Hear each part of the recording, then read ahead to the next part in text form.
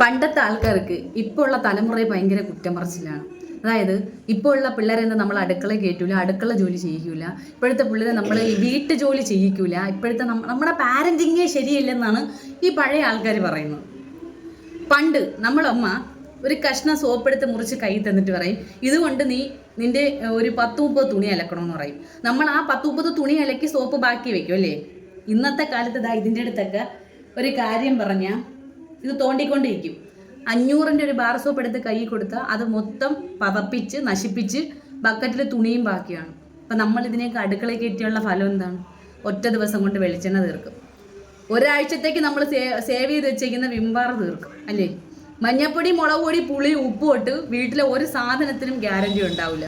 അപ്പം നമ്മൾ വീട്ടിലെ സാധനങ്ങൾ സേവ് ചെയ്യുന്നതിൻ്റെ ഇതായിട്ടാണ് ഇതിനെയൊന്നും അടുക്കളയിൽ കയറ്റാത്തതും ജോലികൾ ചെയ്യിപ്പിക്കാത്തതും. പറയുന്നവർക്ക് എന്തും പറയാം. നമ്മുടെ സേവ് ചെയ്യണ നമ്മുടെ മനസ്സ് അതാർക്കും കാണണ്ട. വല്ല കുലുക്കൊണ്ടൊന്നും പാരന്റിങ് പഠിപ്പിക്കാൻ വരും കുറേ അമ്മച്ചിമാർ.